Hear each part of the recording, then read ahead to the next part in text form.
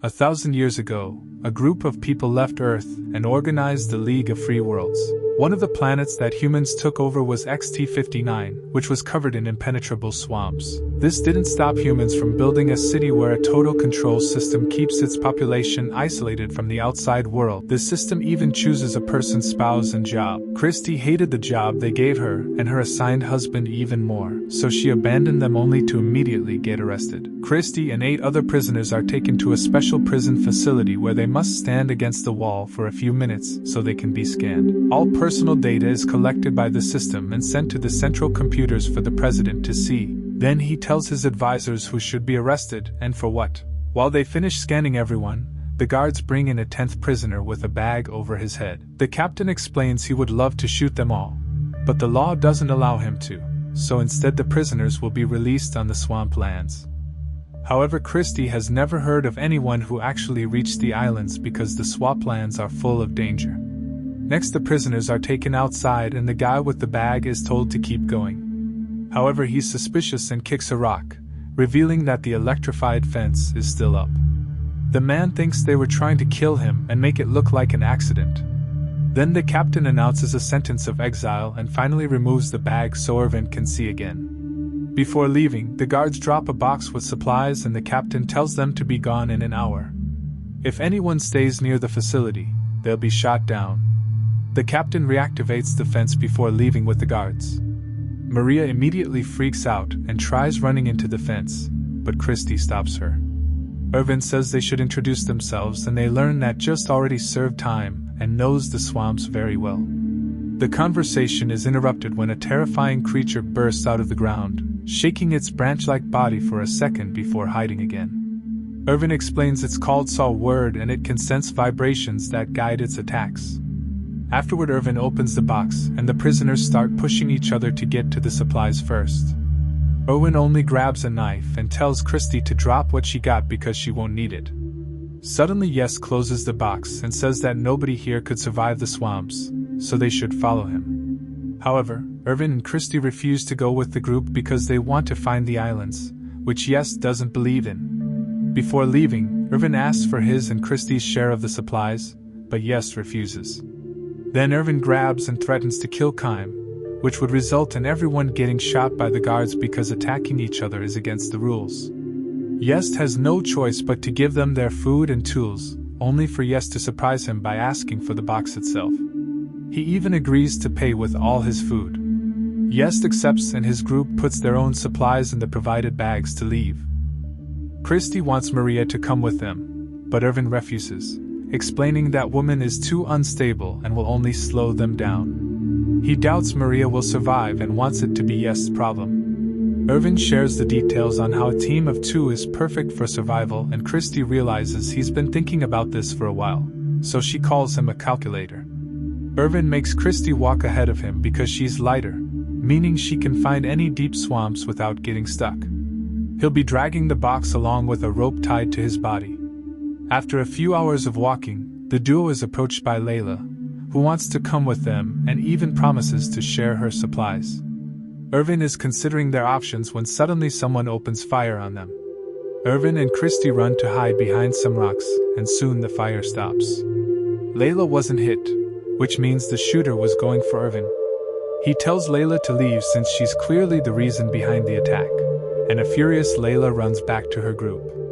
Afterward, Christie and Irvin continue their journey by crawling on the ground, keeping the box behind them as a shield. Christie notices weird little creatures on top of the box, but Irvin assures her they're peaceful. Once they've crossed the magnetic ridge, Irvin stands up because guns don't work there. He hides behind some rocks to spy on the other group and confirms they've been following his trail. Irvin also notices they're missing a prisoner right before a light indicates the facility's cannon was fired, meaning a man stayed behind and got killed. Christie wonders if the islands are real and Irvin says that the captain almost killing him with the fence is proof they are. If the prisoners truly had no chance of survival, they wouldn't have wasted time trying to kill him. Irvin keeps claiming he knows the swamps well but he's never been there, which Christie finds contradictory. Meanwhile in the facility, the captain talks to the president, who is angry because they failed to kill Irvin. It's then revealed that the shooter had been Matthias, the prisoner who stayed behind. He was actually a guard working undercover, and the cannon never killed him. It was all for show. Sometime later, Christie and Irvin stop to rest and get some water.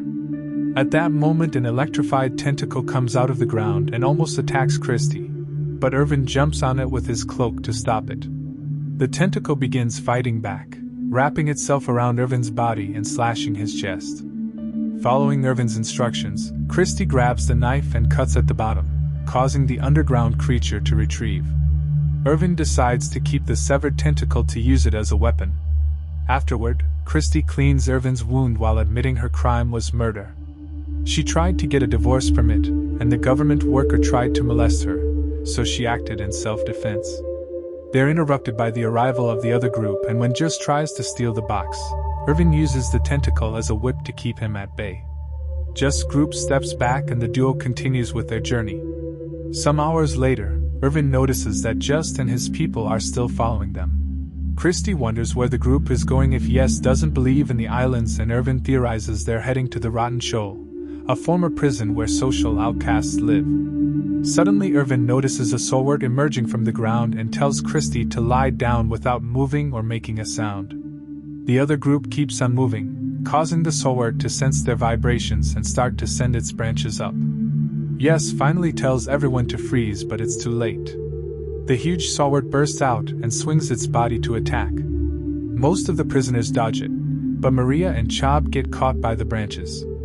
Luckily, Chab has a knife and immediately cuts the branch to free themselves, only for the creature to regenerate and create a monstrous structure in front of them. Yes reminds everyone to stay still, however Chime is terrified and runs away. A branch grabs him by the ankle and keeps him in place so the main body can descend on him, capturing Chime and taking him with it as it returns to its underground lair. While the other branches disappear as well, Christie calls Irvin out for not warning the others about the creature. Irvin reminds her they need to survive and forces her to keep going. At the facility, the president tells the officers he wants them to catch Irvin and bring him over, referring to him as the advisor. If they fail, the president will make the officers prisoners as well. Sometime later, while Duo is resting, Christie hears a strange sound and turns around to find a terrifying view. There is a huge swarm of small creatures approaching them very fast. She immediately tries to run away, but Irvin stops her and drags her back. When a creature almost attacks them, Irvin destroys it with the whip, then he brings Christie into the box with him. The creatures soon reach their spot and stomp all over the box, making it shake like crazy. However, it's strong enough not to break, and it keeps them both safe until the monsters are gone. Once they're sure it's over, the duo comes out and keeps traveling without the box. Soon they reach the actually swamps, so they use their poles to check the ground before taking another step. That way they can avoid sinking. Meanwhile, Yes' group also reaches the area and Maria is having trouble to advance at a proper pace. Yes announces they're taking a break and Layla protests, as she points out they'll lose Irvin's trail, but Yes doesn't care. Furious, Layla cuts off her end of the rope and tries to leave. Soon Just is chasing after her, however he isn't paying attention and ends up falling into a swamp hole. Laughs at him as he begs for help and Chab considers rescuing him, but Layla stops him. She explains Irvin used to be an advisor for the president, and he has all the required information about this area, so they should be following him, and not Yes. Most of the group agrees and leaves with her, but Yen stays back and helps Yes to get out of the hole. Later in the evening, Irvin catches a bunch of bugs and eats them raw, telling Christie to do the same if she wants to survive. Christie does it even though she finds the taste disgusting, and Irvin clarifies boiling them would make them taste even worse. While they rest, Irvin finally shares why he was imprisoned. Layla was right. He used to be an advisor for the president, and he got caught when he tried to leak some information that would prove the corruption in the system. In the end, Irvin surrendered himself, hoping to be exiled on purpose. He knew the system couldn't work without him, so disappearing would be the most effective way to destroy it. In the facility, the captain discovers the system is going through some errors that cause the communication satellites to fail. However, nobody can restart it because Irvin is the only one who knows the code. Sometime later, Layla's group sees two people nearby and approaches them thinking it's Irvin and Christie. However, it turns out they're two prisoners who have been stuck there forever and survived by becoming cannibals. They immediately attack the group and capture Maria while the others run away. Christie can hear her screaming in the distance and wants to go back for her, but Irvin stops her because it's dangerous. Maria's screaming stops when the cannibals kill her with a rock. Afterward, Christie takes a moment to grieve and wonders who could come up with this horrifying punishment, so Irvin admits it was him. Christie considers him a monster, but Irvin points out nobody protested against the law when it was announced, so the general population is as horrible as he is. A furious Christie keeps on insulting him, saying Irvin's consciousness woke up too late.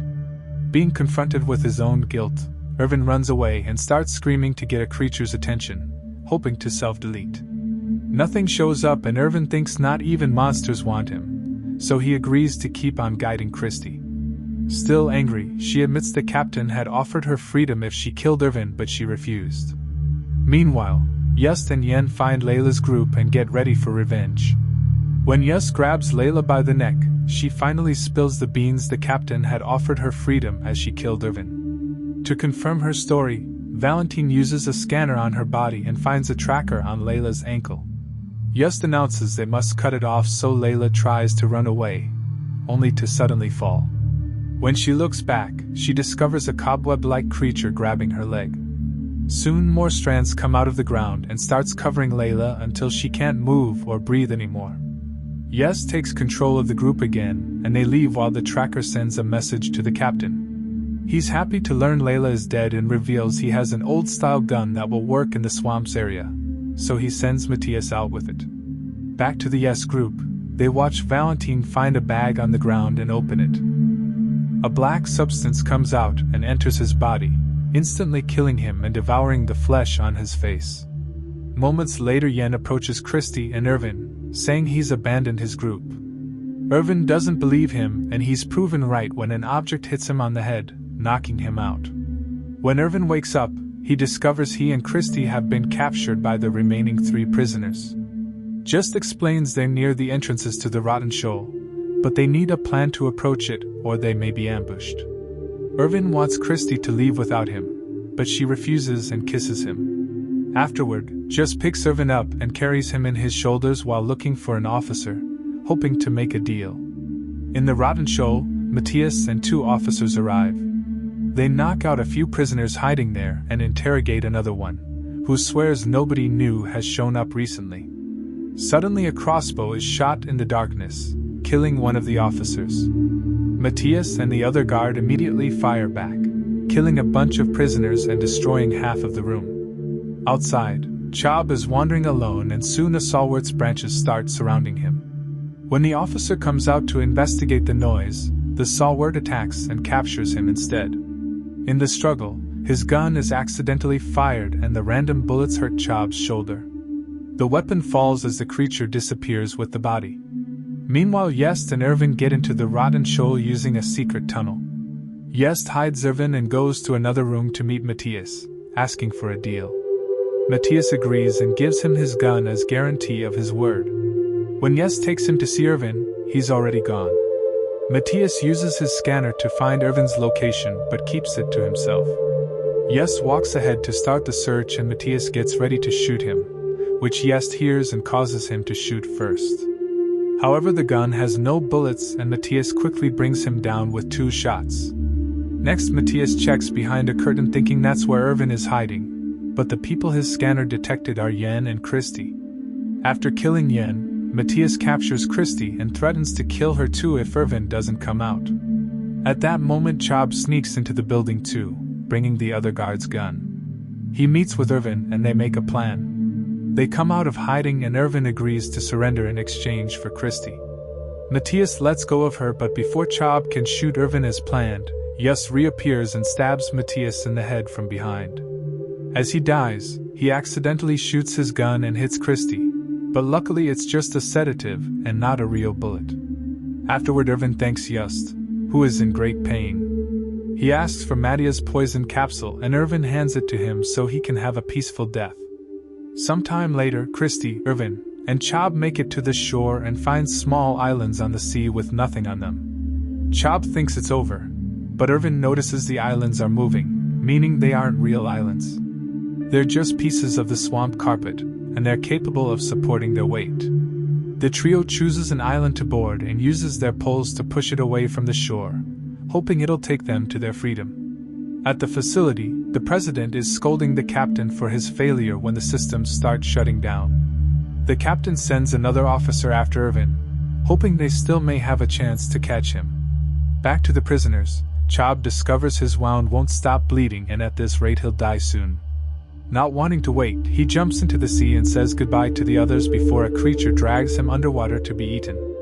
A few hours pass and the duo is found by the officer in an aircraft, but it's too late. The system fails again without the code and the aircraft crashes into the ocean, quickly sinking. The duo realizes Irvin's plan worked and the government system is going down, so they celebrate. Their happiness is interrupted when they notice a waterfall ahead of them. Using Irvin's science knowledge, he and Christie make a cocoon using the island and hold their breath as the water throws them down. Make sure to subscribe and turn on notifications so you can watch more videos like this.